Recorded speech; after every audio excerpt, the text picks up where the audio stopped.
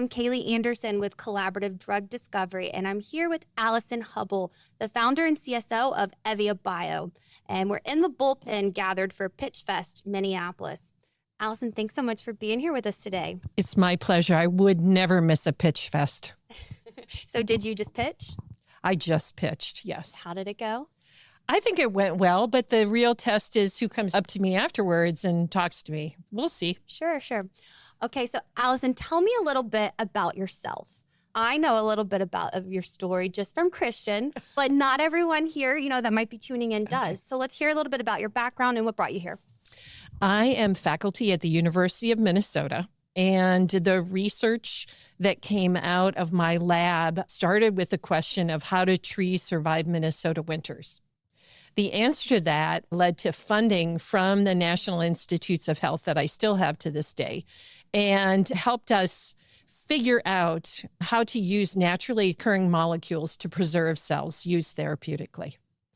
And so at one point, the research aspects of what we were doing were over, and we started saying, is this a commercial thing? And we went through the I-Corps program, which is a commercialization program that's sponsored by the National Science Foundation. And our outcome of that said, hey, this is a thing. And we started the company.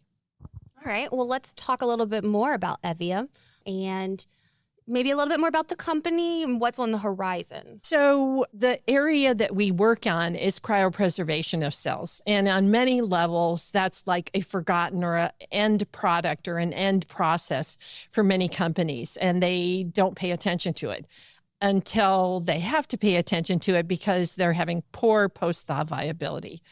So Evia is involved in a variety of different aspects in that area. So we can go through and work with the company to assess their current processes, how they conform to best practices, and if there are areas for improvement. If we find areas of improvement, we can work with the company to get a better outcome. There are a lot of companies that are still looking at shipping cells fresh, which is not viable long-term because you can't scale up to clinical scale and if you're going to be shipping cells fresh. So we can work with them and help create custom protocols for those cell types as well. Finally, we can come back and do kind of a checkup to make sure that they're maintaining best practices. That helps us develop relationships with companies, and then we can in turn help them adopt some of our new solutions to preserving cells. Okay, so looking a little into the future, maybe a few quarters out, are there any special initiatives or excitement that you would like to highlight or share with us? Sure. There are two things. First of all, we're doing a soft launch in a month or so on our what we're calling our Cryo Gap service. So that is where we can come into your facility and help you figure out what your practices are, what gaps you have, what risks you have in your cryopreservation processes. So that's one. The second is we've actually established the ability to preserve cells using our approach on now over 13 different cell types. And so now we're almost in a big data realm, and we're trying to use that big data to come up with some formulations, a small number of formulations that are more universal or more largely applicable. And so we hope to have that analysis done and moving those solutions towards the marketplace. So how can the Bullpen community help you with that? Oh, everything. So as always and forever, we are looking at raising some more money because launching a product obviously is very expensive.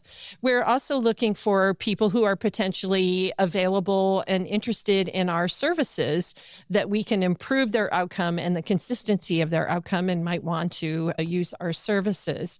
And then we are very into community building. We have a monthly event called Cryo Chats, in which we all get together and we talk about core issues in cryobiology. And we would encourage people to attend that event. We get on the order of 60 to 100 people every month. I've participated in a few Cryo Chats. Oh, anyway, it's got great energy. It's got great information.